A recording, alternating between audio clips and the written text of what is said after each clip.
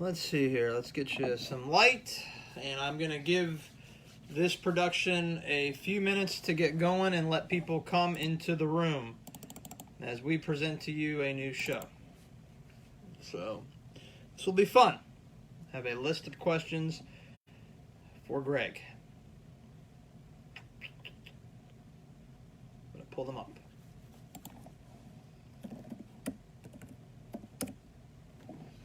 The crowd is here. The crowd wants to know. We have Joel Berman, currently ranked number 6. Diego Goya, currently ranked number 4. Sean Madden is here. Ryan Mock is here, ranked number 3. And again, we will let the crowd enter the chat room before we get these 20 questions going, especially folks that have PM'd me the questions. We want to let them chime in. I'll give you a background of Greg, and I'll let him introduce himself as well. This is going to be a good show, folks. This is no holds barred. Danny McCain is next Monday. I'm sure Joel Berman can give me some questions for Daniel McCain. Some good ones, some possibly offensive questions that could be warranted. Just depends on what perspective and what side you're on there. So always have treasure hunt here. See if I can get anything for Greg. A sponsor.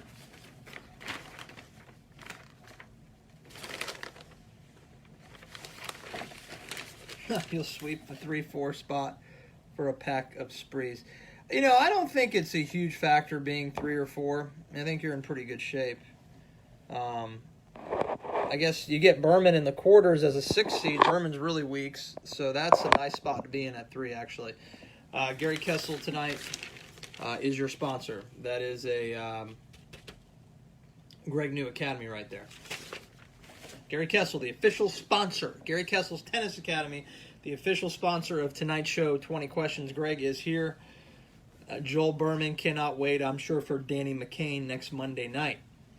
I think Joel Berman would be a good guest on 20 Questions. 20 random questions to ask Joel Berman about his junior tennis career, post-career, whatever. 20 questions about anything that is either not controversial or controversial. It would be fun. So there are a lot of people. I think Eric Dopsch would be a very good guest on 20 Questions as well.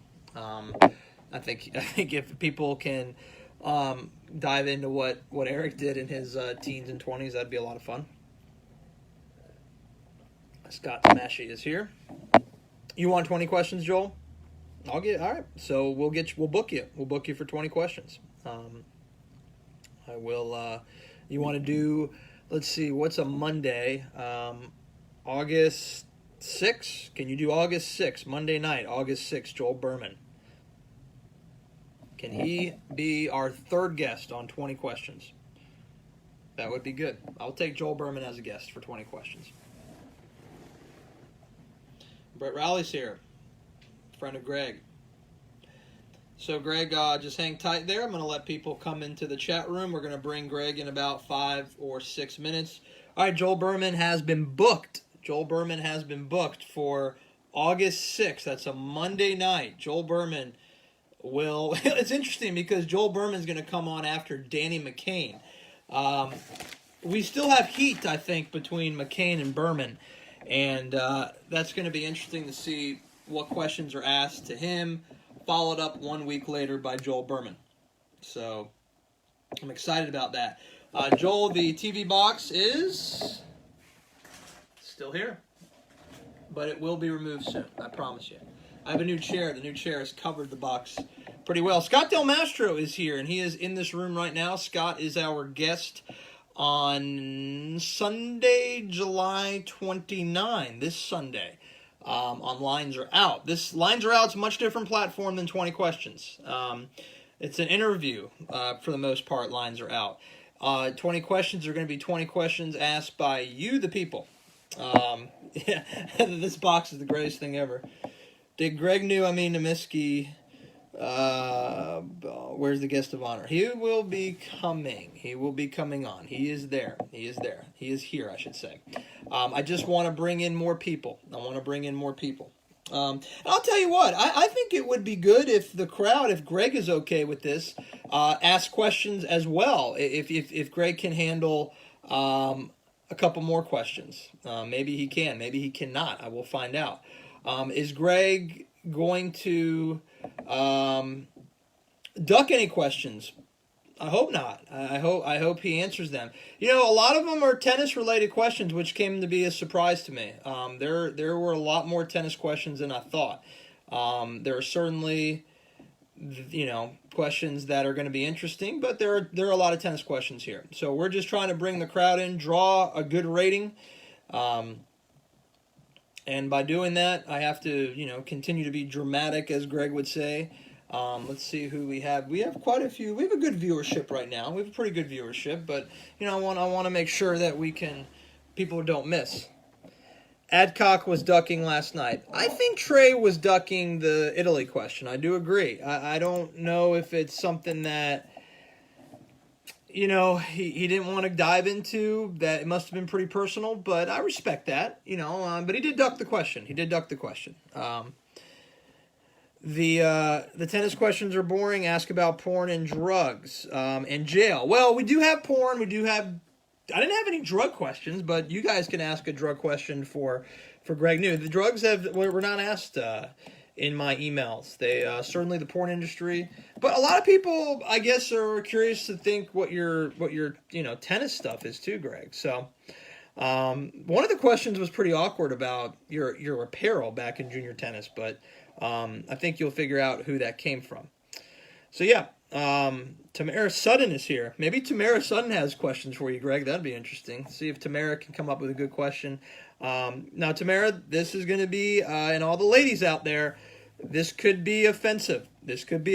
So if you're offended by foul language, some interesting things, stay away. But if you're not, please join us. I hope you're not. No one's offended. Just hide your kids. Don't let your kids watch this show.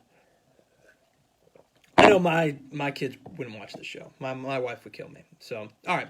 So, without further ado, I am going to bring Greg in, my first Boca Raton male guest. Greg New is coming in. We're adding him right now.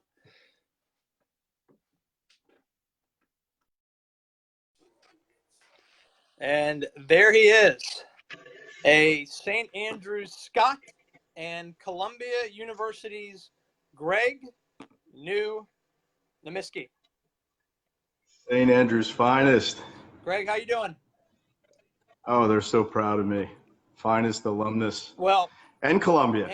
Well, there's going to be questions about St. Andrews that I think are actually pretty damn good. So we're gonna get all that. But before we start asking you questions, Greg, give people out there. I'm really stoned, by the way. He's really stoned. Shit. How did you? What's up, Dauber? Let's see. I need you to tell everybody about your story. You're from Boca Raton, where you grew up, and your path. Give them something about you. Boca Bass finest, baby. He's from Boca Bass. Yeah, I grew up in Boca. Went to Boca Academy, which is now Pinecrest Elementary. Started playing tennis when we moved down here from Jersey when I was 5 or 6, and then I went to St. Andrews from 6th grade on. How did you scout girls? Oh, we'll get into that, Markomania. So I went to St. Andrews from middle school through high school, and I was late to tournaments. I think I started playing tournaments my second year of 12s, like at the end of my second year. That is late. My parent, yeah. So CW was my first tennis coach. I was like 6, and I forget how we found, but we didn't know about tournaments until I was already at the end of my second year of 12s. But the first tournament I played was at Montana, and I think that's gone, right? Montana Club is gone. It's in the rubble. Yeah. Shit, those were great courts, man. So the first tournament I played, I won. Actually, I played Mike. I think I played Sammy Gompers in the semis. Wow. I think. And I could be wrong about that, Sammy. I don't know if Sammy's on, but I know for sure I played Mike Imber in the finals. Mike Imber. And Mike Imber, Yeah. who was my doubles nationals doubles partner my entire career. Well, Al Kinkle was my doubles partner also. We'll get into that.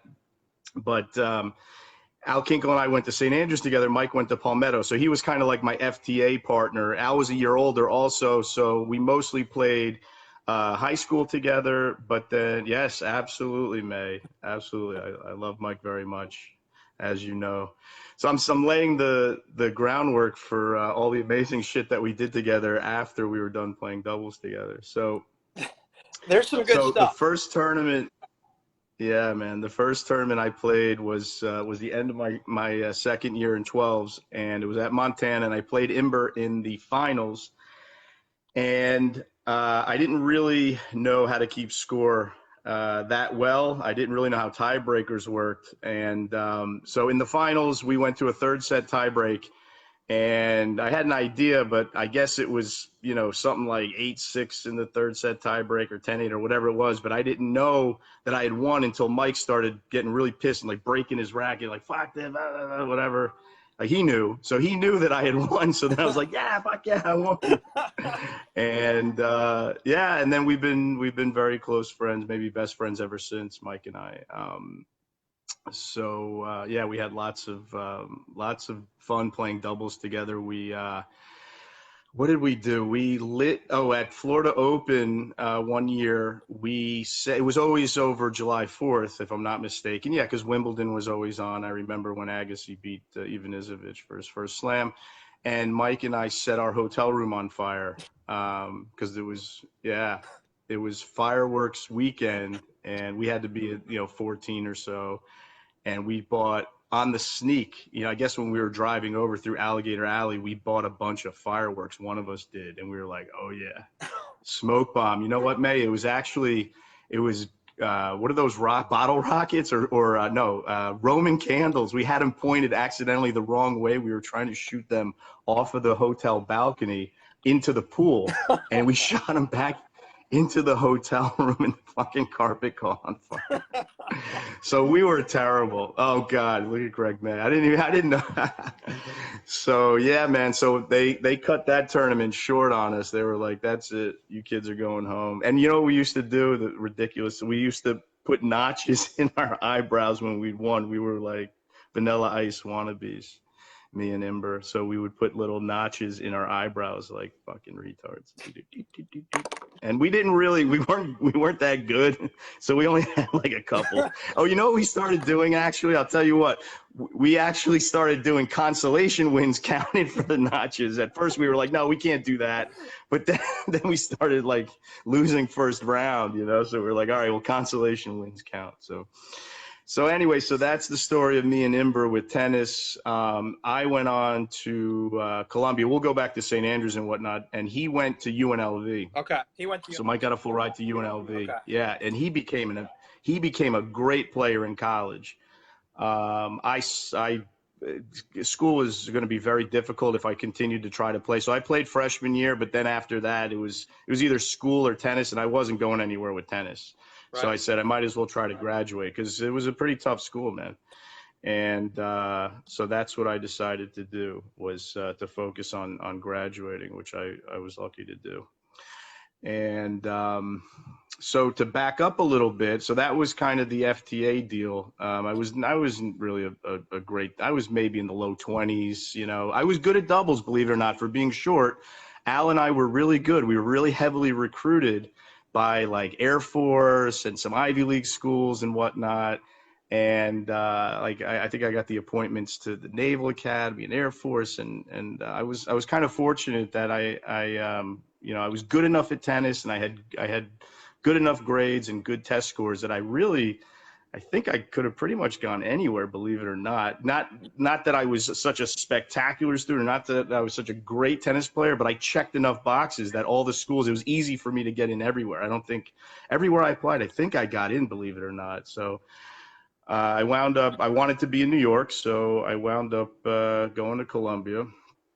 And I guess, all right, so you guys are going to ask me questions. So I don't know if there's any more you want me to talk about. I got all Like, the so questions. St. Andrew, I went to St. Andrews. We had a ridiculous tennis team. Vince Spadia played one. So we went into every match basically winning. You know, we were up 2-0 at the beginning of every match. So we only had to, you know, somehow win a couple of matches otherwise to win. So we won. We beat Dauber's team, which was a ridiculous team also. I was in 7th grade, and I was number 7 on that team, so I didn't play. I think it was in nationals they played 1st through 6th, so I was the alternate. And I have an amazing photo somewhere that I sent Dauber where it's like me and him, and I really looked up to him and like all that crowd, like a couple years older than me. Those guys were so good. You know, Vince's gen, you know, like Gusky and Barron and Dauber and Damon Henkel and all those guys. They were so good. Yeah, so we won nationals that year, and every year we were really contending for something. We had a pretty spectacular team. And then the girls team, believe it or not, the girls team, as the years went on, the girls team wound up being better than the boys team. Listen to this lineup, right? There were like, I think from St. Andrews, there were like maybe 5 or 6 kids that played pro, like maybe being ranked top, I don't know, 400, 500, and some of them top 20. But Karina Murariu, right? She was number 1 in the world in doubles. Yep. She won Wimbledon with Davenport. Karina was an amazing story, and what a sweet girl. She's awesome. And Yanni, right? So Mike Yanni, and who else? Who else? And Lisa, there were others. well, I you're talking forget. about girls now. Let's stick with the girls. You got Lisa. Oh. You got Lisa Puglisi. Oh, Lisa, right. Oh, the Spadias. So both Spadias. Yeah. So there were, so Luann and Diana, and Lisa Puglisi, and God, that whole team was ridiculous. I forget who even played. Pushkin. Yeah, Ali Pushkin played 5. She was insane. She went to Princeton. I think she like never. She didn't lose a game. Not only she was in Sports Illustrated for not losing a game her entire senior campaign of her senior year in tennis. Wow. Like she, you know, not a game. It was crazy. All right, Greg, are you ready to answer these questions though? I got them for you. Hell yeah. Let's go. Here we go. Let's go. All right, well, I'm going to turn around my RK hat for this. We'll get into that in a little bit. All right, Look. There it is. All right. So we're gonna ask you some tennis questions first. We're gonna start light, and then we're gonna work our way into the juicy stuff. Okay? Does that work? Okay. Let's go. All right. He's really high, folks. So bear with me. Dude, I sucked at tennis. These aren't the fun. Go ahead. Let's get through the tennis stuff. I gotta ask him. Do you still have your Umbros? No, but I wish I did. You know who does is Mike Imber. That fucker, dude, he has all of his shorts. He has everything that he's purchased since the age of 13 on. The kid's amazing. That's a question. But I don't know. All right.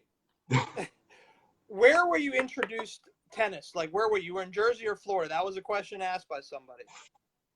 Florida. So at Boca Bath. Yeah, at Boca Bath. CW Lewis was the head coach. Okay.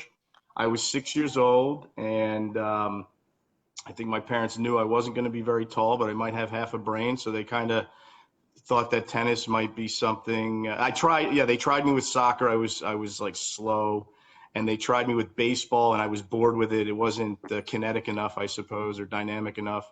And then tennis, I was like, oh, this is cool. Yeah, this is cool. This you move a lot and you think a lot. So tennis was the sport that kind of hooked me. All right, yeah. There you go.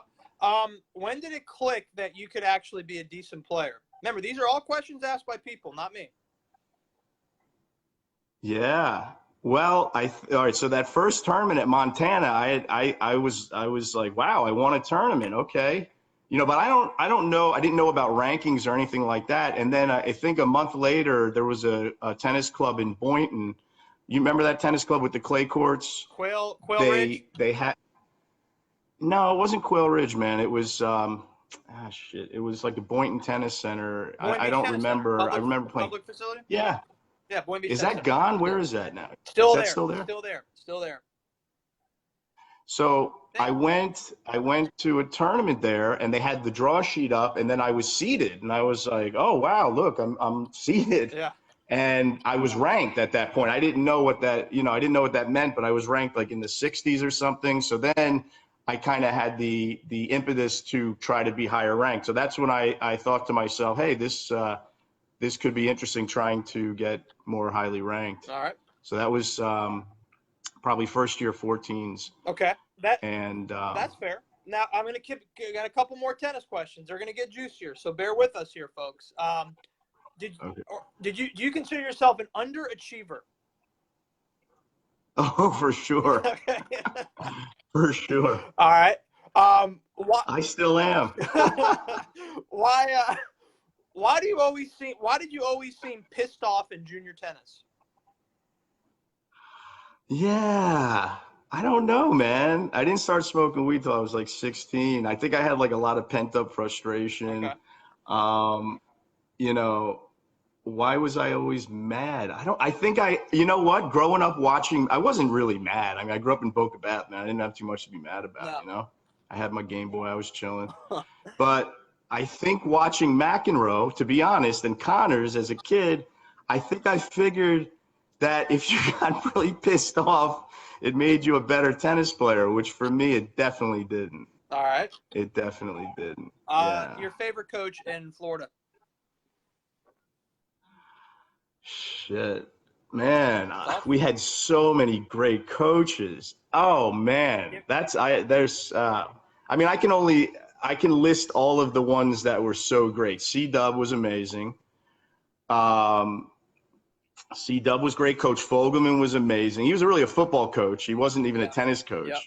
But he was a great motivator, man. He knew how to get us to win. Lawrence Siegel was great, your boy. He's amazing. Kessel was Gary was okay. I'm not gonna talk shit. Jim Scott was awesome. All the guys there, Luis Lobo, the Kurtz brothers were awesome. Greg Cheesewright. I don't know if you know that dude. Who? You know that name? Greg who? Greg Cheesewright. I know Greg Newhart. I don't know Greg Cheesewright. Oh, Greg Newhart was my coach too. He was a baller boy. Yeah. Woo! He was like 6 whatever. Yeah, 6'10". He was tall. Yep. 6'10". He had the nastiest serve. Yep. Holy. Yeah. Oh, he's frozen. There he is. You're back. Okay. So I hope I'm not forgetting anybody, but my favorite coach of all time, Nick Bollettieri. There's actually a cool story. There's a cool story about that. So my mother, yes, he did, Mr. Goya. Newhart had a ridiculous serve. Yep. So Nick Bollettieri, my mother was a flight attendant for 25, 30 years for U.S. Air. Okay. And my mother was a really cool flight attendant. She would take people that she liked from the back. If they had an open seat in first class back in the day, you could move them up to first class if you wanted. Wow, okay. So she was working a flight, and Nick was in the back in coach. And she was like, Nick. And he was like, yeah. And this was before Agassi broke. Like, this is when he was coaching Krickstein and like Jimmy Arias and that generation, right? So right before Agassi broke. And she was, because I was starting to play tennis at that point, and they were thinking about maybe sending me to a camp or whatever. So they looked into Nick's, and it was retarded expensive or whatever it was. It was far. Maybe I was young. But my mother moved Nick to first class. And then a couple weeks later, he wound up saying, like, somehow my mother kept in touch with him, and he was like, why don't you send your kid over to my camp? And he sent me all this gear and stuff. So I don't know, to be honest. I'd have to ask my pops whether it was free or whatever, but somehow or another, Nick made it so that I would go. And I was young, I was relatively young. And so I did. And Nick I still see Nick, and it's great. It's, he's had so many kids pass through there, man. So many kids and so many ballers. Oh, yeah. Like ridiculous ballers. But it was the best time of my life, for sure. I remember one week I was roommates with Brian Dunn. Brian Dunn's on our page, right? Yep. And And I asked him, I remember one time I was roommates with, they had like a lot of rotation that went on at Voluntaries with Philippoussis and Grant Doyle. So it was that kind of stuff. Like if Voluntaries, like you never knew who you were going to be either playing next to or maybe getting a chance to hit with. Like I hit with Philippoussis. To this day, that was the most ridiculous ball I've ever seen. And obviously Vince, like growing up and whatever, but Philippoussis was even, the ball was way bigger. He wasn't as bright as Vince, but he hit a ton more.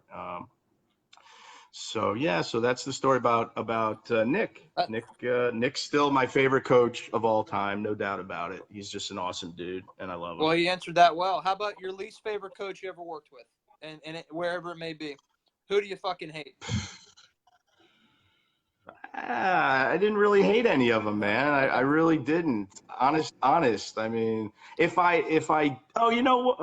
Nah, there weren't any. There really weren't.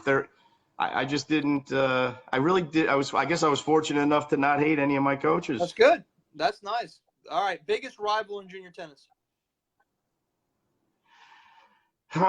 Biggest rival that you didn't like would probably. What? Well, a guy you just didn't like, and you played him a lot. Who would it be? Oh, Stevie Weinstein. Stevie Weinstein, okay. For sure. There you go, Stevie Weinstein. Okay, so here's the story. You ready for the story about Stevie? Let's go. Because he was a good player. Very good player. All right. Yeah. And so Stevie, one of my early tournaments, like after I got to the final, I beat Mike Imbert. I won that tournament. I played Stevie. I was a clay courter. I was short and slow. But if I had time, I could generally figure out a way to maybe beat the dude. So, thanks, May. So I played Stevie my second or third tournament at Golden Isles. And Golden Isles, those courts were so slick and so fast. And Stevie grew up near there in North Miami. Yep. And he had definitely played on them plenty. And he knew how to play on those courts. I had no idea. It was like playing on a hockey court, man. Field hockey or something. That shit was so slick. So Stevie beat me 0-0. And he was rude about it, man. I was 12 and he was 11 or whatever. I think he's a year behind. And he wiped my ass on that court, boy. And I never forgot that because I kind of felt like he didn't have to, even at 11 and 12 years old, he had and to be honest, you know what, some like kind of like almost Djokovic, but like a dick about it, where he didn't have to be so bad about it. Right. But it planted the seed that I was going to get revenge on him one of these days. You got it. You got it. You beat him. And eventually I did. I got him at States. Stay close. You did. I got him at States. Yeah. He played like a 4-hour marathon with Turnquist. And Eric, if you're around, dude, I have to thank you because it was one of those Tampa summers where it was like 104, man. It was so thick and everybody was cramping out of control. And it was 1992. 1992, Greg.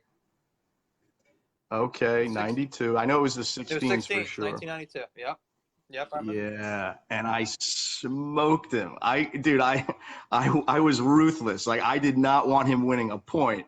Not that, look, I always tried real hard to win, but I knew I had him. And I crushed him. And that was and the funniest thing, here's a funny thing. I was hanging out with Posner and Nussbaum. I know some of you guys know them. At the Lipton or whatever it's called now, Key Biscayne, maybe, I don't know. Miami Open. 10 years ago. Okay, Miami Open. Yeah. And we were rehashing all of the wins, and they were like, what was your best win? I said, well, it might not have been my best win as far as rankings, but my favorite win is cranking Stevie at States. And they were like, you didn't beat Stevie at States. No way. No way. I was like, dude, I'm telling you, I cranked him. And they got him on the phone. Listen to this. They got Stevie on the phone, and he wouldn't cop to it. Stevie was like, I don't remember that, Greg. I was like, oh, man, don't do this. Don't do it, Steve. You tell those boys that I got all the results. Greg New beats up Stevie Weinstein at Hillsborough Community College in 1992. That's a fact, folks. Bet your ass that's a fact. Oh, Roberto's asking where Posner's at. So Posner, I saw him a couple of years ago, man. I see Nussbaum and Posner every so often. Posner has a baby. Shoot, I guess yeah, so Sean got married, and yeah, the jockey. Oh, his dad, yeah. His dad passed away. That was a crazy story in like a hydrofoil accident in Key. It was like racing boats at like 200 miles an hour. Yeah. So that was really sad. Sean he still is. Sean is a hell of a character, and he's great, man. I guess I see Arthur once in a while. I haven't seen Arthur in a minute, but Arthur, Sean, Nussbaum, that whole crew, they're good, man. Everybody's good. What's Silver talking about? Yeah, I'm just reading never go down the line. Yeah, we did, Rob. That was fun, man. So, yeah, so they're all good. All right, so a couple more of these tennis questions, all right? Best tennis, all right. What was your best tennis moment? Was it Stephen Weinstein or was it the Gator Bowl? Somebody said a Gator Bowl story. Oh, yeah, the Gator Bowl. So the Gator Bowl, right, so I peaked at 13 because I didn't grow past 13, man. I'm 5'7" now. I will, Roberto. I was 5'7" at 13. And so, there were kids that were plenty taller, but I was still kind of like at least average height at 13. And so second year, 14s, I got to the finals of the Gator Bowl. Early on, I beat a kid that had won national indoors from Chicago or somewhere like Illinois, Midwest. Midwest. I can't remember his name, but he had won indoors that year. Now, this was outdoor clay at Ponte Vedra. Okay. So no doubt in my mind, this kid was like top 10 in the country. That was my best win for sure of my career. My sad tennis career I beat this kid that was top 10 in the country, only really because he had never played outdoor clay before in his life. Okay. He looked, yeah, I mean, he was a baller, I could tell, but the kid hit really flat, and he had no shot on this really chunky clay that I grew up playing on. So it was like 47 degrees and really, really humid, and the kid had no shot. He couldn't move, he couldn't breathe.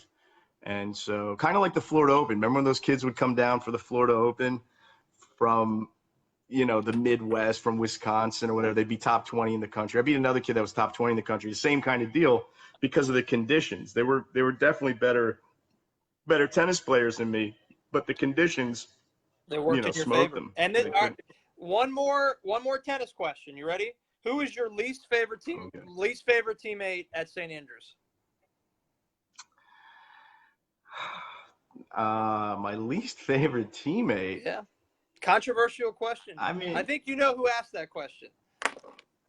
Yeah, Silver. I would say Andy Yanni, but I still like Yanni. Okay. I mean, I don't think he ever beat me. He was so cocky.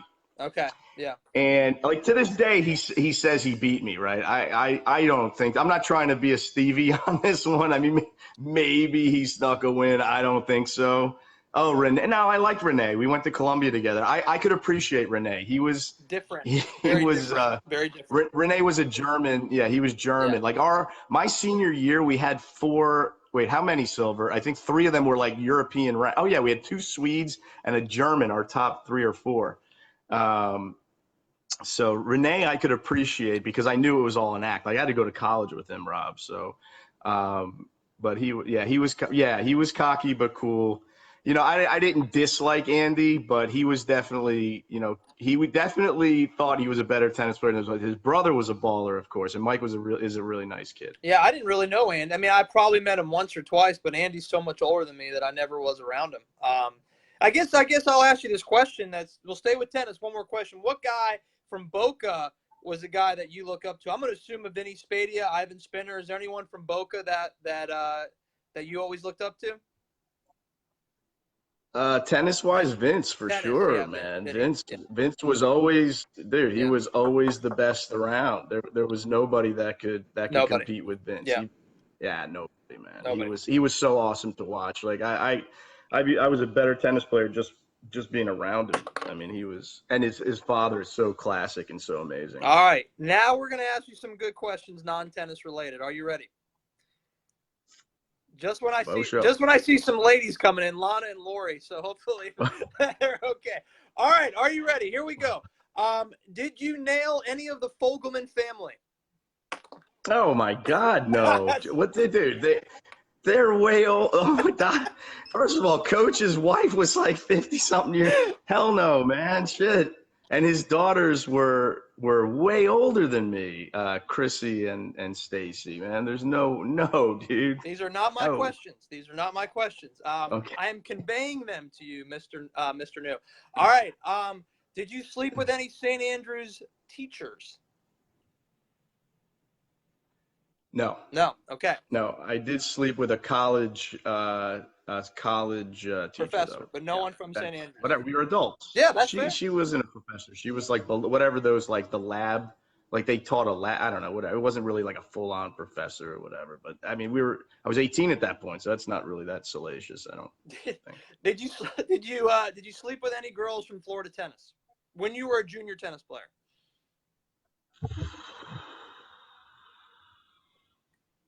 I don't think so, because those girls were so on lockdown, man. Like, oh, you know what we did though? I'll tell you a good story. We did sneak out to Mons during states. Okay, Mosey Miller. I'll give you. I don't know if you remember Mosey. I do remember. Yeah, a little bit. Yeah. Okay, so one year we snuck out. I don't know. Rob was probably too young. Greg Bonner, I know it was Greg Bonner, myself, Mosey. And I'm not sure who else. We snuck out. Mosey was pretty insane. He had an older sister that taught him everything. Like, he bought 40s for us. We're walking down the streets at Dale Mabry, drinking 40s at 14, 15 years old, while we're supposed to be asleep at the Days Inn under Coach Fogelman's watch. We went to Mons, and we got friction. Like, we got down and dirty at Mons when Mons was really popping. Yeah. Okay. And I think I lost the next day. Scott, no, that was Brett Rowley who asked that question. How do you know Greg Cheese? Yes. Seasons. Yes. Okay. Dude, Cheese Right. Actually, Cheese Right was the head pro. Never heard of him. Oh, he was awesome. Okay. Oh, he was a stud, man. He was from Michigan. I think he played D1. I forget. I think it was at Michigan maybe. And he came down, and he was the head pro at Boca Bath, and he was the first head pro at Seasons when it first opened before C-Dub. Before C-Dub. And then Eric Wall came in with C-Dub, I think, right? Remember Eric Wall? Vaguely. I remember the name. Okay. But I don't. Roberto, dude, Mons is still open. We'll have to do it one day when your kids grow up. You've never been to Mons? You're allowed to. Wow. Okay. That is interesting. I wouldn't have guessed that. All right. So now the questions about the porno industry. How did that all start, I should say, with Imber? Or was Imber your partner with that? It never stopped. It's still going. Okay. It's still going. Okay. Well, how did you launch your porno campaign? Okay. So, all right, Mike, as I said, Mike got a full ride to UNLV. Okay. All right. So he was in Las Vegas. My mother was a flight attendant, so I had free, as long as there were seats available, I would fly standby, and I would go visit Mike as often as I could in Vegas on weekends. Like, I would just take a taxi to LaGuardia or JFK, and I would sit there at the airport and just hop on a plane, whichever plane went with a seat available to Vegas. So I did that. Towards the end of college, and around my sophomore year, I started getting into hacking. Like, I was always into computers. My dad got me into computers at a really young age, and I was on bulletin boards, and I don't know if you guys know about that stuff, but I was doing all of the kind of late night getting on bulletin boards, snooping around, connecting to servers across the world and trying to break my way in or find a way in. And so my sophomore year in college, I was really into it. I was in a Russian hacking group called Drink or Die. Wow. Yeah. And literally I was up until the sun came up because they were ahead, right? They were on Moscow time Yeah. and I was on New York time. And I ran a FTP site for Drink or Die. I was the US headquarters. I mean, it sounds really lame, right? But it was kind of like a precursor to Anonymous. Yeah. So back in those days, these were the guys that would be in Anonymous now. Like I was kind of in in one of these seedling Russian hacking groups that back in the early 90s. Why? Well, what was the value of doing that for you? Was it just for fun, or were you getting paid? It was so part of the credo was that it was never for money. It was always to be done just for the community and for the spirit of hacking. Okay. Okay. But I did wind up starting to realize that there was money to be made. So let's back up to freshman year because this is actually pretty interesting, maybe. So freshman year, there was no graphics on the internet. There was no Netscape. There was Mosaic, and it was all text, right? There were no graphics yet. Let's go to the year. And there was That year had to be 96. Do I have that right? Since you're no, 94? it was 93, man. 93 into 93, 94. Okay, yeah, you're 4 years older than me. That's right. You're 4 years older. Okay, go ahead. 94. Yeah. Yep. So my freshman year, before Netscape came out, which changed the world. Right. Before Netscape came out, there were the news groups, and that's what you would use to communicate en masse to a lot of people. You would put a post up, similar to like forums today. And I was a really big Beastie Boys fan. I went to a lot of their shows and I collected all their tapes and whatnot. And I had a really massive Beastie Boys collection because instead of going to class or playing tennis, like I should have been, I was busy downloading all of these shows off of the news groups. And I amassed a major, major collection.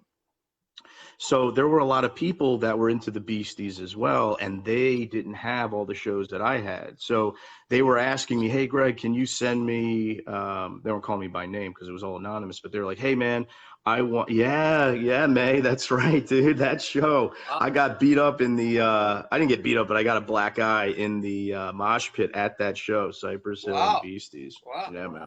Yep. So freshman year, I was on the news groups, and these people were hitting me up, and they were like, "Man, I don't have anything that you don't have. Can you just do me a favor?" Because it was a whole community thing where you're supposed to trade, right? Like the Grateful Dead and Fish and all that kind of stuff. If I have a tape that you want and you have a tape that I want, well, let's make a copy and send it to each other. Well, I had every show. I had every tape. There was almost nothing I didn't have. So people were like, I don't have anything that you don't have, but I really need that show from Tokyo or whatever. So I was like, well, I don't know, send me $5 for my time and I'll do it. So that started happening. And then I actually posted on the news groups. I was like, hey, anybody that wants any of my shows, send me $20 and I'll do it. $2,000 came in, right? Like the first week. Wow. And I was like, whoa, I was like 17, 18 years old. And in the mailroom at my school, they were like, we don't know what you got going on, but we have to upgrade you to a professor's box because you have too much mail coming in. So the Beasties actually wound up suing me because I took it and ran with it, man. I was 17 years old. I was making $2,000 a week copying Betamax or whatever, the Maxell tapes, Maxell too. Yeah. So that really happened kind of by accident, to be honest. Like I didn't plan any of that. But I got a taste, man. I was like, whoa, I was like a couple $1,000 a week making copies of stuff that didn't belong to me. Shit, I could do that. No problem. Right. Well, so fast forward a year, right? Now I'm in a Russian hacking group. We graduate from Beastie Boys to Microsoft software, right? So we had a mole inside Microsoft in our hacking group. We had a dude that worked there that hated Microsoft. So what he would do is he would take their unfinished product before it hit the shelves, and he would help us distribute it to the masses, right? It was like this whole kind of this whole movement where it was like, hey, these big corporations suck, and Linux is cool, and we want everything to be free, and there should be no intellectual property. So, so what we did was I was the U.S. headquarters for this group, Drink or Die, and the same thing kind of happened where people were like, dude, we don't know how you have access to Windows 95. But this was before it was available on shelves. We had the final copy like a month before. People were willing to pay like $500 for it, man. Jesus. So I started selling it. I started selling it in New York and otherwise. I would just put it up on, I would put up advertisements. I'd be like, hey, you know, I have Windows 95 and I will sell it to you. And this was right when CD burners came out. I remember my first CD burner was a Plex Store 1X. It was $1,000. And I used like some Beastie Boys money to, yes, Robert, thank you. From NCAA violations to FBI. We'll get to the FBI, boy, because oh my God, I did not beat them. They got me good. They always get you. The feds always get everybody. They do. I could have stopped, but if I would have stopped, I would have been home free. Can't stop, won't stop. Nope. So sophomore year in college, I started selling Adobe, Photoshop, Microsoft products, all that stuff. I had it before everybody else. There was pent up demand.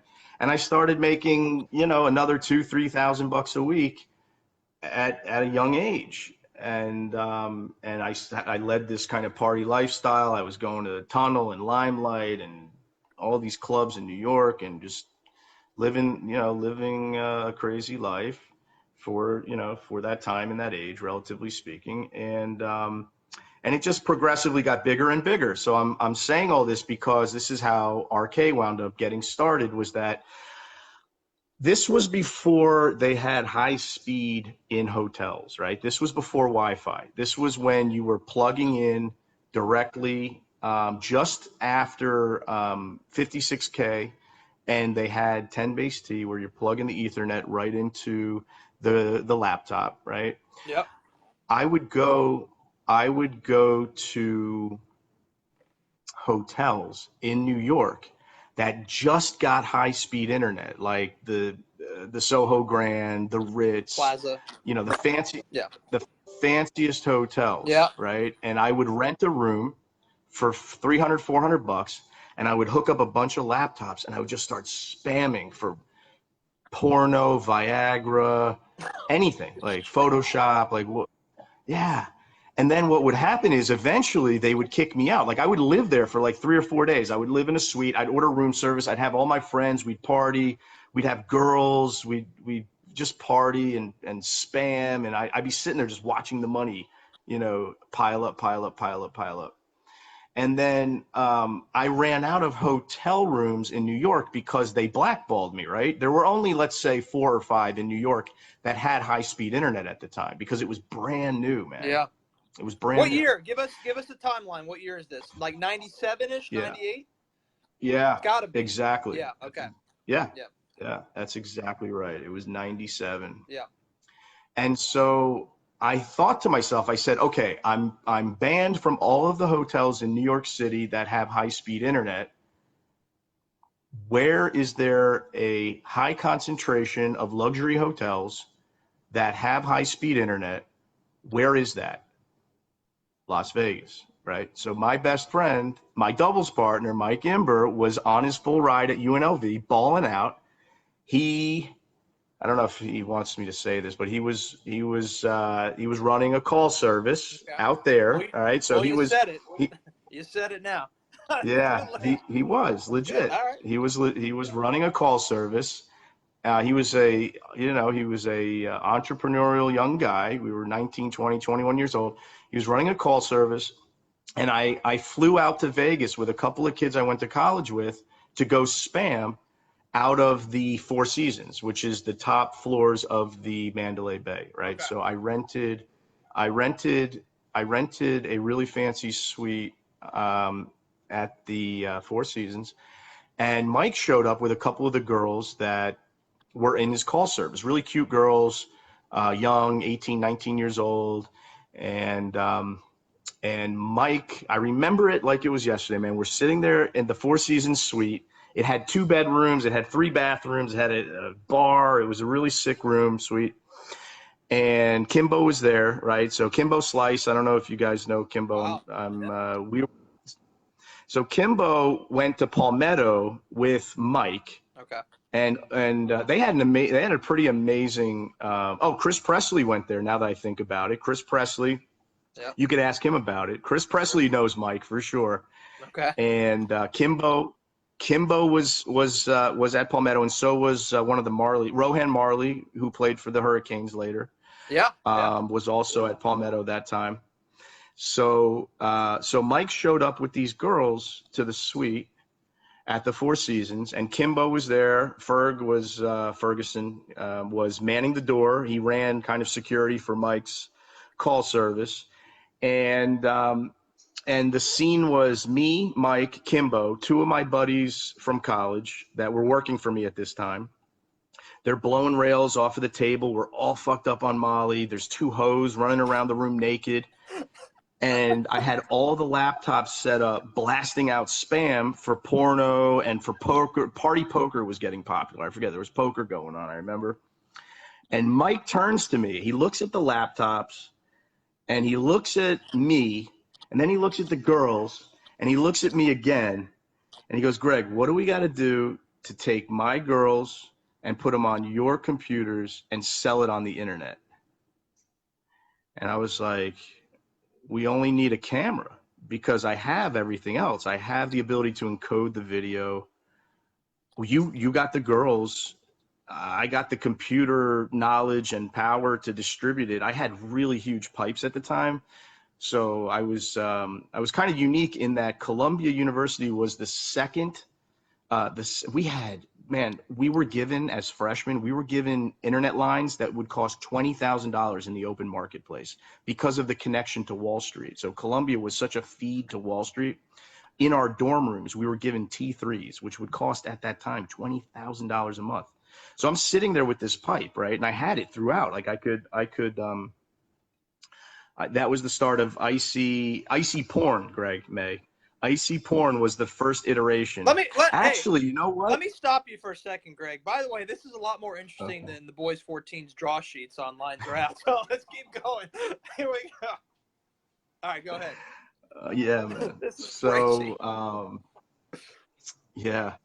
So I told Mike, I said, "Dude, all we need is a camera," right? And this was right when the Paris Hilton tape came out. The Paris Hilton, remember that green? You guys remember the infrared green shit when she was sucking that guy's dick, and it was really lame, but it was Paris Hilton, so it was like, wow, look at her, it's green, and she's kind of giving him a blowjob or whatever.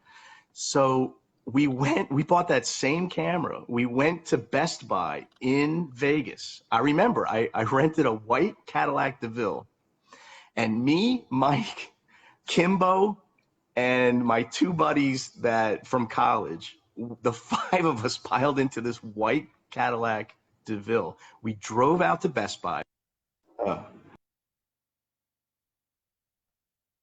So we bought that camera, and Mike had no clue. How to use a camera, really, because this was before camera phones, obviously, and like the big VHS shit he was never into. So we bought that green infrared camera. We go back to the Four Seasons, right? We're walking down the hallway, the 5 of us across. And who comes the other way walking down the hallway? Howie Long, the NFL announcer guy, right? Fox, yep. So I'm like, "Hey, Howie, what's up, dude?" He was in the suite next to us. He had like the baller presidential suite. We had like the junior presidential. Right.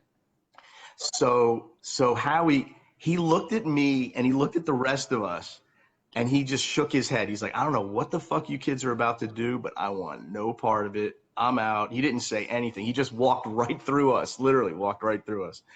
And so we went back in the room, and Mike was like, "Okay, I think I got the camera figured out. You know, who's going to fuck these girls, right?" Yeah. And I was like, "I'll do it. Neat. Your boy, Greg, Newt, right here. What's up?" So we went into the master suite, and Mike's filming it, and it's me naked running around the room with these 2 girls.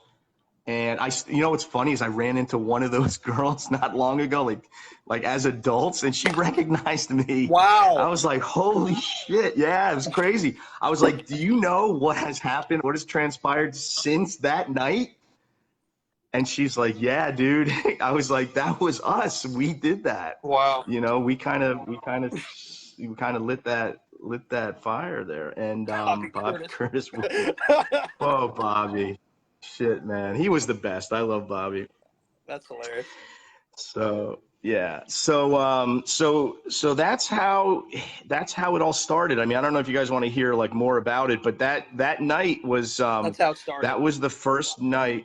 That was the first night that Mike and I had ever produced any porn-related content. You see Rob's comment? So Photoman has 10 copies. Rob, oh, you know what's funny, dude? Mike is such a pack rat. I know he still has that tape. My boy still has that tape. All right. Unbelievable. Well, I mean, so here's a good question for you. You got to answer this question. We keep going with this story, but which Florida tennis girls would you like to star in a porno? Oh, I mean, you got to answer Man. this one. Give me 2 or 3 Florida tennis girls you want in one of your productions. And get us that tape, he said. Rob Silver. You don't want that tape. Not very impressive, Rob. So the girl. So you know what? I don't remember. Honestly, I don't remember their names. It's a shame. But there was one girl from Port Charlotte. I know where she was from. I creeped on her so hard. Billy Wright's. It's Billy Wright's sister. Amber. Oh, I don't know, dude. Yeah, I don't know. I hope not. I hope not. I'm sorry, Billy. I don't think so, bro. Who else is from Port Charlotte than Billy and Amber Wright? It's got to be. Roberto, would you agree with that? I don't know. Was she cute? I don't. Yeah. I mean, oh yeah. Yeah. It was. Maybe Amber it was. I don't know. I'm so. I didn't know she had any brothers. Shit. Look at. My bad. Go ahead. I mean, everybody. All right. So we want Amber. We want Amber Wright in one of your productions. Anybody else from the? That's a good question somebody asked. That's a good one. That is a good question. I'm trying to think of other. Oh man. I mean I really don't remember the names. I'm sorry.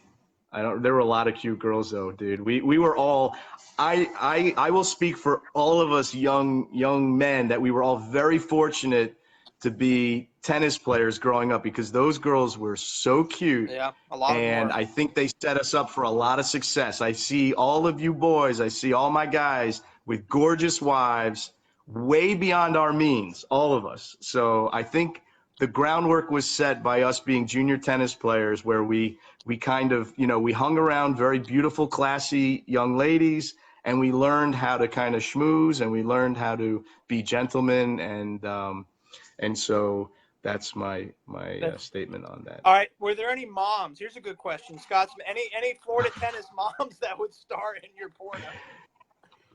Dude, yeah, for sure, man.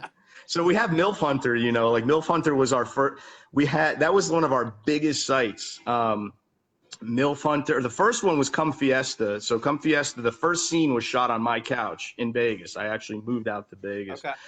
Okay. So the moms, there was Rob Silver. You remember Kukis's mom? Boy.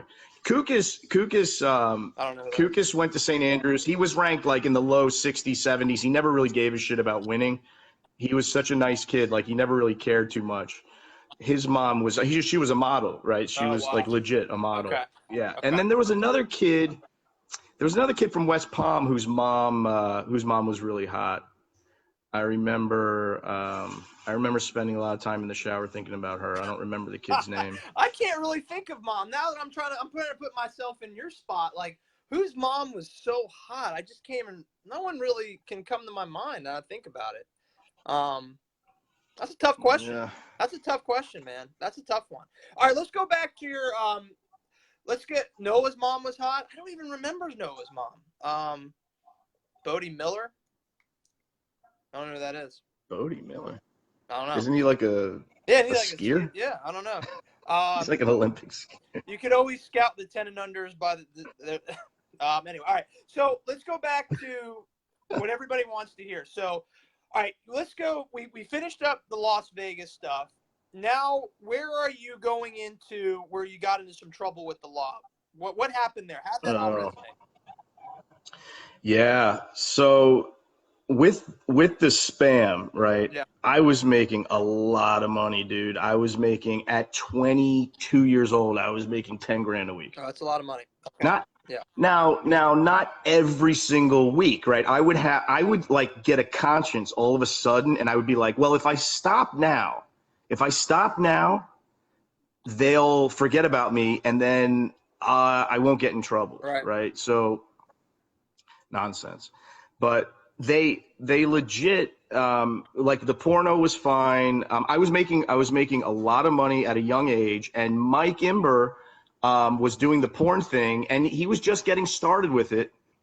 And he and I started a porn company called Super Sting. That was before Icy Porn. Okay. Where we were 50-50 partners. We started producing porn content. And at some point, I said to Mike, Mike, you know what? I'm making so much money. It's my best friend. I was like, I'm making so much money with all this other shit I'm doing. Why don't you take the porno and just have it? Like, just do it. Like, you know, go ahead. Right? Okay. So fast forward, they just sold for 9 figures 5 years ago, right? 9 figures. Wow. 9. My boy. So yeah, which is great, right? I mean, that's a fantastic feeling that your best friend did so well and was so successful and still is, and that's awesome. So me, on the other hand, what wound up happening was after I got disinterested with the porn, I started getting involved in stock promotion, which was a terrible idea. Terrible idea. I was making a couple million a year, not legit, but under the radar, believe it or not. Like I was pulling in a couple million a year at 24, 25 years old. And it was relatively under the radar because it didn't tick enough boxes for the government to get so terribly interested. I was mostly selling pirated software, and it wasn't all illegitimate. Keep in mind, it was a mix. Like half of it was legit, and then the other half was not legit. So counterfeiting Adobe Photoshop, the government didn't really give a fuck about Adobe or Microsoft. They were like, they're big boys. And I always wanted to be you, Hugo. So Hugo was a roommate of mine at Bolletary. Yeah. Hugo, I remember when you showed up, kiddo, with that fucking hair, man. I loved you. I still do. I remember when Hugo showed up with the hair, and man, I was like, this kid is special. I knew it. I was like, he is not tall. I hope he grows because he's going to be a fucking amazing tennis player, and he did, and that's awesome. So, but anyway, so back to the story. I was making all that money. It was not all illegitimate, but it was half and half. And what wound up happening was my cousin worked for Lehman Brothers. Actually, my cousin's husband, right? My first cousin's husband was working for one of these Wall Street banks, and he was like, dude, he was like, can we promote one of these stocks that I own because I'm underwater by like, you know, $400,000, and if you could just get it up like $1 or $2. You know, it would mean the world to me, and your cousins, you know, we could send them to private school and all this bullshit, you know, and it was this sob story. And I'm not saying it like he made me like do it, because he didn't. I was like, fuck yeah, dude. I was like, let's go ahead and try it. We made $10 million, right? Okay. So I was like, well, you know, all the little penny ante bullshit that I was doing up till now pales in comparison to this stock market shit. So why don't we go ahead and do this now? Give us a year. Well, what year is this? Yeah, that was 2003. Okay. That was 2003. Yeah. That was 2003, 15 years ago. Yeah, man. 2003. 2003. And you know what happened was January 1st, 2014, they made spam, unsolicited commercial spam, UCE as they call it. federally illegal. They enacted the Can Spam Act of 2014. Now at that point, I was making so much money that I wasn't stopping, man. I didn't give a fuck. If they would have said to me, kid, you're looking at 10 years, we're going to catch you eventually, I would have kept doing it. I was that far gone. I had a notion, a false notion that, because my whole life, no matter what I got caught with, I got away with it for the most part. Like I would get caught, but then somehow I wouldn't really pay for it. Like I would get some kind of slap on the wrist, but it wouldn't be, I just had a way, you know, to be honest, I had a way about me. I was lucky enough or whatever that I could always kind of, you know, I could always just kind of figure my way out of stuff. And I was sincere. Like I was a decent kid, you know, I wasn't no, man, no, Rodolfo. I've been out a long time. He's a free man. He's got his white girlfriend. He doesn't have a white boyfriend. He's got a white girlfriend. Yeah, she's cooking dinner right now, as a matter of fact. Okay. Yeah. So yeah, I have a 13-year-old kid that goes to American Heritage. He's not a tennis player. I tried. He's super sweet. He's a great kid. And but yeah, I'm a dad. I'm a dad. and so is Mike Imber. So Mike Imber and I are still very close, and he has a daughter that's roughly the same age as my son, and they're tight, the two of them. They're buddy. So so pretty amazing shit. We're dads, man. Well, okay, so let's get back to where the feds got on your ass and started to realize this guy's a problem. This guy's on our radar. Okay, so January 1st, 2014, they enact the Can Spam Act, and I wasn't stopping. I was going full blown. So listen to this. All right, this is how ridiculous I got. I was up until that point, I was promoting other stocks. Like we would just buy 1 million shares of something for $1 a piece, right? We'd throw $1 million into it. We'd get it up to $5 a share. We'd sell it. We'd make 4 million. We'd split it. We'd whack it. Okay. Then we got the fucking brilliant idea to take our own fraudulent company public. Okay. Like so if you could imagine. I mean, it's sort of like Wolf of Wall Street, a little bit. Yeah, go ahead. Yeah, it kind of was like that a little bit. It was more internet. So it was Wolf of Wall Street was all telephone boiler room, and mine was all internet based. Yeah, so it's different. Okay. So mine's like an updated Wolf of Wall Street, perhaps. Yep. So what happened was it's kind of like, could you imagine like a drug dealer being like, well, I'm doing really good selling drugs, so let me go ahead and raise money from the public, and so I can expand my my network here, because right now I'm buying from the Mexicans, but if I could only buy from the Peruvians, I just need 4 million, investment. Anyway, so that's what we did, man. So we promoted our own. Now that was my idea. So to be honest, it wasn't, I didn't do anything alone, but I was the one that was like, can't we just take ourselves public? Like, why are we beating around the bush? If we're doing something wrong, let's do it. Like, let's fucking take ourselves public. Yeah. So we did. So I woke up one morning, I was 27 years old. I was worth $220 million. Okay. Right? Not bad. Not a bad coin right there.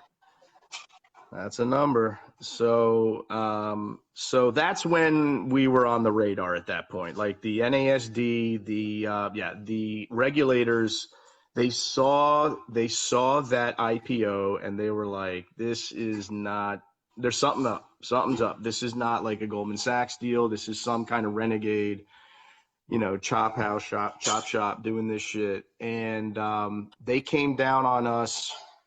That was in March.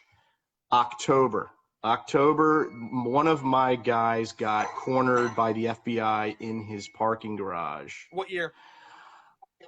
That was 2004. So It started at the end of 2003 and it ended October of 2004. All right. Did he ratted everybody out? No, you know what? He called me right away and he was like, dude, he was like, I'm really scared. I don't know what the fuck is going on. He was kind of a little bit innocent in the sense of I hid him from a lot of the things that were certainly off color. This particular, he was a Boca Bath neighbor of mine Wow. that Okay. I was very close with. Okay. Yeah. And he had like, he still has like 3 passports. So the kid was like a perfect, he was a perfect kind of beard for me because I knew if the shit ever hit the fan, he could run to Switzerland, he could run to Dubai, which he did. And, so Mehmed, I told him, I was like, dude, I was like, you didn't do anything. All right. Tell them, be honest. Like obviously you're going to need to get an attorney. And he had plenty of money, that he owed with me at that point. And I was like, Trouble. Yeah. this is the end, kiddo. This is it's going down. So this is a big time white collar crime. Are we getting Cosa Nostra involved? Are we getting the mafia involved here? Kind of, so I'm half Italian, I'm half Jewish, right? Yeah. Gregory Alphonse Nimensky. So, right. So we could talk about my last name for a minute because everybody's always curious That's the about. question. That's another question, but we'll get into that. Go ahead. I want to know if Cosa Nostra was involved with this. Yeah. So my mother was Italian and my father is Russian Jew, and they grew up in Newark, which was half Jewish, half Italian. So my mother's side was mob connected, and so was the mob involved? Not directly. There was one deal that I did that was mob influenced. Okay. There was a guy that was in the mob that he did quite a bit of time when I did. Well, I But think was it? I'm a big mob guy. I watch a lot of documentaries. It seems like when the mob can figure out that there's a good situation brewing, that somebody has a good white collar crime, they're going to force their hand in that. And I that's why I asked, because I assumed that you had to, someone from one of the families had to figure out what you were doing at some point. I guess I'm right. Dude, they were already doing it. They were already doing it, to be honest. They just they were like, oh shit, this kid is involved in what we are already doing, so let's do a deal with him. Okay, there you go. Okay. Yeah. So there you go. Yeah. So the mob is involved. All right. So when do the feds come to you? When is your door knocked on? What time frame? What month? What year? And what goes down?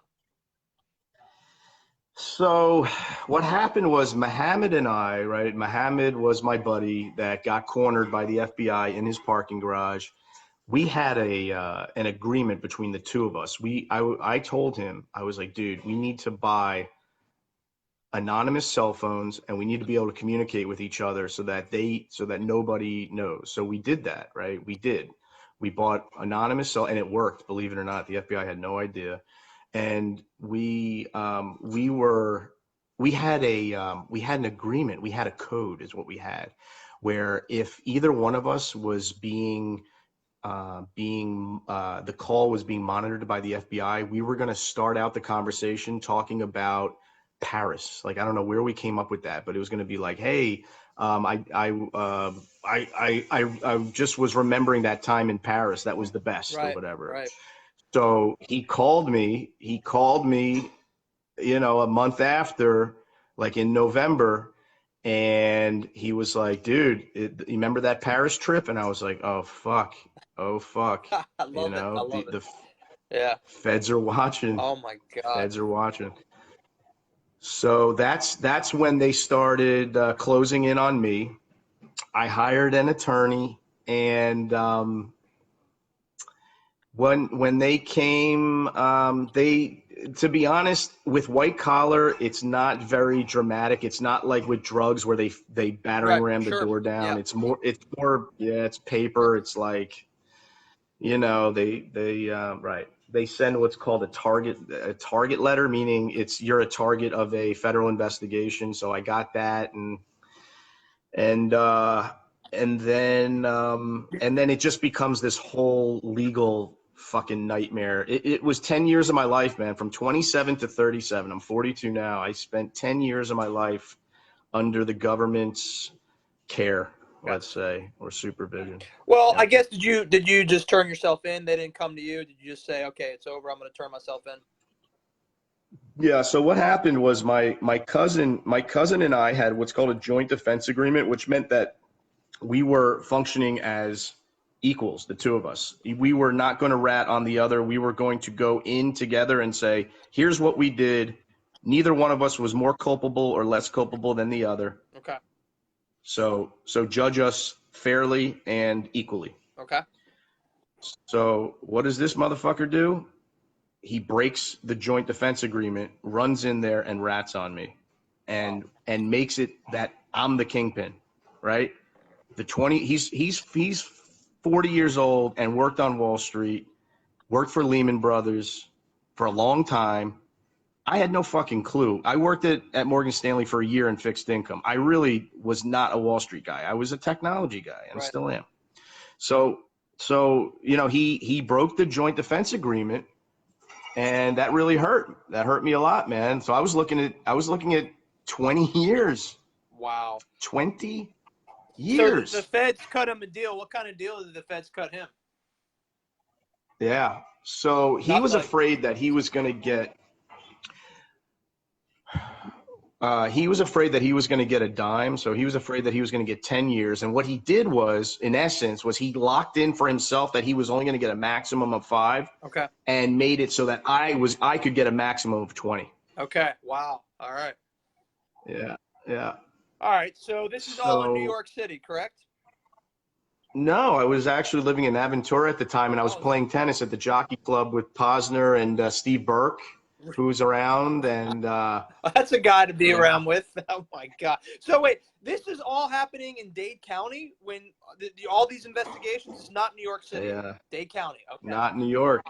I had 3 homes at that point. So I had a sick apartment in New York City. I had another sick apartment in Vegas, not far from the Strip. Okay. At the Las Vegas Country Club. And I had in Aventura, I had a nice place on the water. So I had. The guys, where's your cousin, by the way? That's a fair question. You don't know. You probably don't know. He's apparently he's in Sarasota. Okay. Nobody really hears from him much. I think he shacked up with some rich old lady. He's all right. Sugar mama. He's alive. He's alive. Alive. Nobody whacked him out. No, because he's the father of my nieces, right? So I have 2 nieces. First cousin. Wow. First cousin, yeah. That's tough. Yeah, man. That's tough. All right, so how long are you in jail for? I did a little over 2.5 years. Wow. Yeah. Where? Where was it? It was in Jessup, Georgia. Really? Jessup, Georgia, outside of Savannah. Yeah. Okay. It was fucked up. Fucked up. Okay. Well, here's some questions for you. Are you ready? Yeah. What was the biggest dick you sucked in jail? And who do you think asked that question? I don't know any of these wonderful characters. I don't know, man. It was crazy. It was thicker than it was. It was really thick. I just remember it being really wide. What? Can you give us a story? A good one in jail. I mean, plenty of them, right? Sure. Yeah. A good story about the bucket. Well, there was, so my father came to visit one time, and my father, he brought in, my father's a check cashier, so we were designing a new store, and my father brought in the schematics for the new store into visitation, which is not allowed. Okay. You're not allowed. That's contraband, right? Right. Sure. So we were kind of, discreet about it, and we were looking over the schematics of the new store, and we were like, okay, the teller will be here, the safe will be here, this and that. And one of the guards noticed that we were looking at this piece of paper pretty intently, so he comes over and he takes the piece of paper. So I'm like, whatever, it's fucking a diagram for this new store that we're opening. They'll just probably throw it out. They sent me to the hole. They thought that I was planning on escaping. Wow. These fucking morons. Holy shit. I was like, guys, you're not the brightest fucking bulbs. First of all, the place that I was at originally had no walls. All right. There was no fence. Like you didn't have to escape. You just walked out. Like it was a camp, right? So it was a federal camp is where I started, which is where they put the guys that have 5 years or less that didn't do anything violent. Right. It was called, nonviolent offenders, right? So like Martha Stewart type shit. Right. Country club jail, according to, was it a country club jail according to Joel Berman? Okay. It was until I got locked up for that. Oh, then wow. They put me in a higher security place. Wow. Okay. Where it had a fence, it had barbed wire, and I was in there with violent people. Not super violent, not like murderers. There were some people that had killed some people, yes, but it was one notch up. So it was definitely like controlled movements, meaning you couldn't just roam freely. It sucked, dude. It sucked. It sucked. Wow. All right. So I did almost 3 months in the hole. Like there was no light. Holy shit. Yeah. Looking back on it, to be honest, it has toughened me up significantly. I bet. Shit that, man, I don't know. I mean, all you guys seem really well adjusted, and everybody, I'm so glad all you guys are doing so great.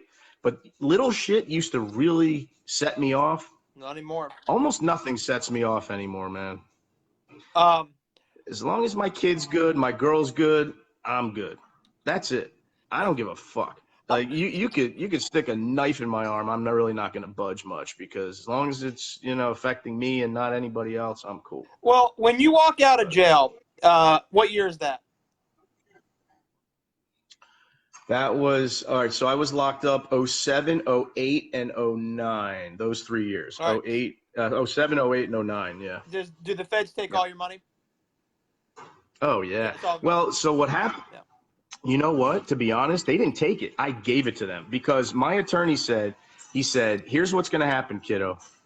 If you don't give them every last penny, they're going to give you 20 years. Wow. Okay. That's what's going to happen. Like, okay. and my wife at the time was pregnant with my son. Okay. So I didn't know he was going to be a boy at that time, but she was pregnant. So she got pregnant, and then literally like 3 months later, they come and corner my yes. No, child was not born. So child was born before I went to jail, Joel, but the whole process before I actually self-surrendered was 3 years. So my kid was pregnant. Excuse me, my kid was not pregnant. My wife was pregnant with my kid when the government came and cornered my buddy. Okay. So she had him. It was a really kind of anticlimactic time in my life. I'm like, this is supposed to be the best time in my life, but meanwhile, like, I'm having a boy, my first son, but I have the hanging shadow of jail time, and I have no idea whether it's going to be a year or 10 years or 20 years at this point. All right. So when you get out of jail, are you still married, or are you separated from your wife at that point? Well, I mean, we were separated for involuntarily for so long that okay.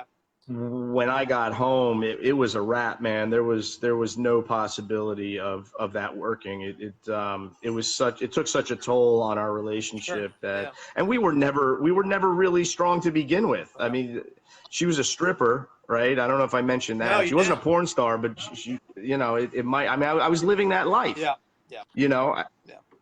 It wasn't something that to me was like so, a deal breaker, which it certainly should have been. When you walk out of prison, are you like Denzel Washington in American Gangster, as they show him just with nothing? Like as far as finance, like you just seem like, oh my God, this guy had everything.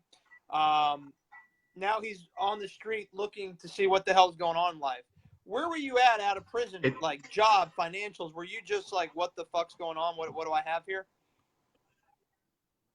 It's funny you mention that, because that movie actually came out while I was locked up, and I still to this day have never seen it. Oh, wow, great movie. And movie. yeah, maybe I'll check it out. So my one of my uncles was a character, not the actor, but legit on my mother's side. One of my uncles was portrayed in that movie. Okay. Wow. So a family, yeah, he was actually Joe Sedano. So Joe Sedano was an uncle of mine, and he was one of Lucas's like guys, like one of the guys that helped distribute the drugs or whatever. So I haven't seen that movie, but my dad did tell me that one of my uncles was in that movie, not as an actor, but one of the characters. Wow, you need to see it. Yeah. Yeah, crazy, right?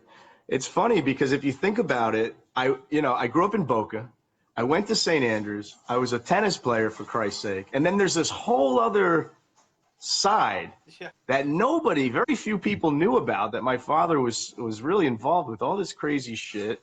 My father went to jail when I was young, and that's how we wound up moving to Florida, believe it or not, was that my mother picked up me and my sister and my grandma, and she was like, let's go down to Hallandale Beach, and while your father's in jail, and get away from this shit. And that's how we wound up in Florida. Your father, I remember your father pretty well. He's a tough guy. I remember that. He's short, right? Real short, strong, and just mean motherfucker. He looked like he was a tough guy. To this day, I won't fuck with him. I will not fuck with him. Yeah. No, I remember your dad. He's a tough son of a bitch, boy. All right. So, I mean, now this goes from 20 questions now to an interview, because it's unbelievably fascinating. All right, I'll ask a question that somebody asked, and and by the way, how do we coin the phrase #ShitMyWhiteGirlfriend? How do we coin that phrase? Where's the originality come from that? Where's the origin? Yeah. So yeah, my wife, she got done cooking dinner, but she's gonna eat. I'll continue because I'm really enjoying this. I haven't talked to a lot of you guys in a long time. But shit, my white girlfriend says. So how did that start? Yeah. Man, one day she just said some ridiculous shit, and I was like, man, that is the whitest shit she's ever said. And I always said to myself, she's the whitest girl I've ever dated, I've ever met. And so I posted on Facebook. I was like, shit, my white girlfriend says, and I put that quote, and it had I forget which one it was, the very first one. Yeah. But people reacted to it very positively. They were like, oh yeah, she's so white, and that's so funny. And then I just, from there on, I would just kind of every morning while I'm taking my morning dump, I would post the whitest shit that she said the day before. Well, and now I've got like a running, I have like one of those notes on my phone where I have like 50 of them queued up. And I sit on the toilet and I review them all, and I'm like, that's the one for today. That's the one right there. Yeah. I mean, it's a hashtag that I think is resonating to the top. All right, what did Rob wow, Peter Hoffman's here. Jesus Christ. No one's seen Peter Hoffman in years. Greg, when you bring in Peter Hoffman in the show, you're doing something right. Yeah. All right. All right, so now your life is back. You're back on track. We're going back in time. Where do you land on your feet finally? What gets you back in the game of making money and doing the things you want to do? When does this happen? Man. Well, okay. So I have to think about this because I have to be careful about what I say because I still have some ongoing things with the IRS. It's all good. It's all good. Just let me say this. When I got out of jail, this is what I was faced with. I was in the middle of, I had a 5-year-old son that I didn't know how to be a father to. Right. Okay. Like legit. I only saw him once a month for the last 2.5 years or so in a visitation room where they just had like a game of Battleship or something. Wow. And my parents were awesome about bringing him as much as possible. But I got out, and so I had to learn how to be a father to him. My mother had cancer. We found out right after I got out. She was misdiagnosed while I was in prison as an ulcer.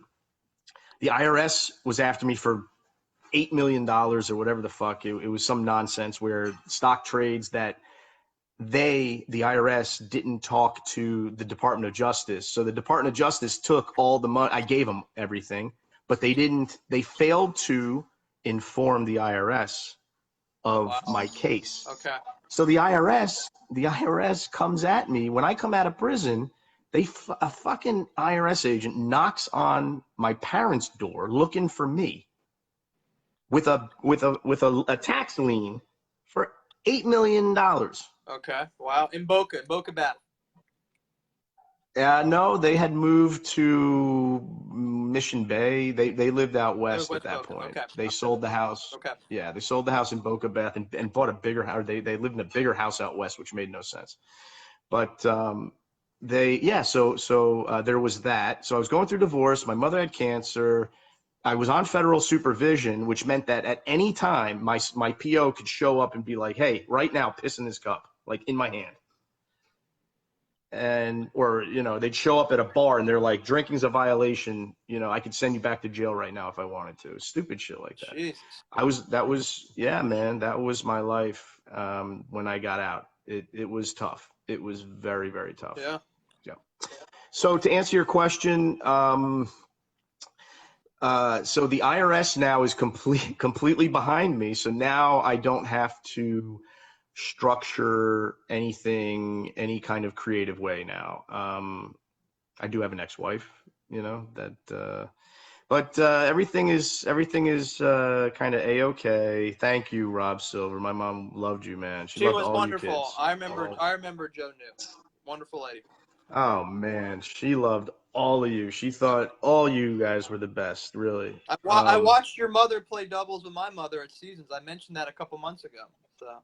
Yeah, man. Yeah, your mom played doubles with my mom. That's so cool, man. Yeah. So awesome. She was great.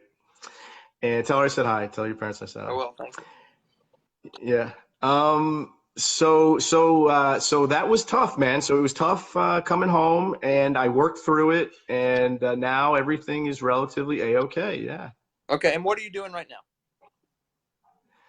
I own a medical sales office. I have it's a technology company, believe it or not. Legit. We're clean, right? Everything's clean. Yes, sir. Yes, sir. We pay our taxes and everything. We produce a W-2. More than Donald Trump can say, to be honest. The fucking president sets a hell of a bar. Tell you what, man. That guy. But yeah, man, everything's good. I've got 40 or so employees, wow. and we help people. Yeah, it's we're growing. Medical marijuana, it's right? It's good. Medical marijuana. Yes, Rob. Thank you. Yeah. I am a patient. I'm a believer. I'm a user. Yeah. Yeah, so that's what I do, man. I don't do medical marijuana for a living. I'm just a patient. You're a patient, yeah. And you live where?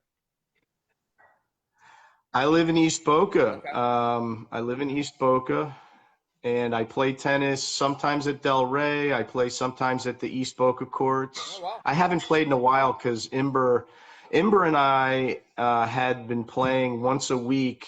He tore something in his knee or something. He's been injury prone, so I'm lazy. Like when my friends are healthy and able, I play, but when they're not, I stop. Okay. So yeah, but I think he's good now. So we're gonna start hitting again. I hit. Where does he live? Where does Imber live? Imber lives in Lauderdale. Okay. He lives on the water. Okay. Yeah. I mean, I didn't realize you're still playing tennis, so that's great. You're still playing. Are you going to come to our January? Are you going to come to the big reunion? When is it? January 26, 2019, Orlando. Oh man, possible. It's certainly possible. Yeah. It's July, right? My schedule changed. Yeah, so If I can be there, I will. You I'd will. love to see you guys. Okay. Yeah. I also, for all the Boca Del Rey guys out there, some are not watching this, some are. I think I'll be down there in the fall to visit my folks, and I'd love to do that. I'd love to get a Boca Del Rey reunion going somewhere Oh, for in sure. Boca. That would be a ton of fun. I don't know how you top this show. I don't know how Danny McCain survives on Monday with 20 questions. I don't know how Dustin Mock can recover on Lines Are Out on Wednesday. And I guess we'll end with the last question here because my phone's going to die, Greg. Hey, everybody's story's great, It man. is. You know, It is. don't do that. There's, you know, please don't make anyone feel like they have to compete with my ridiculous. No. I'm just fucking around. I'm just fucking around. This is because we're not hearing these stories from anyone else. A lot of people have similar paths in life, but this is pretty damn good. If did tennis help you overcome all the adversity with the feds, with everything you did wrong? Did any of your tennis lessons help you in this situation? This is a good question by somebody. It's a great question. There's no doubt about it. Tennis to this day proves to be valuable to me all the time, man. All the time. All you guys know this. So yeah, at Bollettieri, so Jim Lair, I used to, with Hugo and everybody else, we'd sit in that room and watch the Jim Lair tapes, Dr. Lair, and no doubt, man, no doubt. I still use a lot of those tactics today, and tennis has been invaluable to me. No doubt. There were times, I mean, shit, it would be a third set tiebreaker. You'd be cramping all over the place, and sometimes we'd figure out a way to win. That's what it felt like sometimes, sitting in the hole, staring at the fucking wall. I don't know. It was 10 weeks of that. So like by week 8, I had completely lost my mind. Yeah. But I felt like I was at, like Isner at 32-30 in the 5th or whatever. I was like, fuck it. I'm not going to let him beat me. Right. I'm going to do whatever it takes to stick it out. So, tennis is, I feel very fortunate to have played tennis as a youth, and all you guys being a part of it, and I love you all for even Stevie, baby. Stevie Weinstein, if you I hear do. This.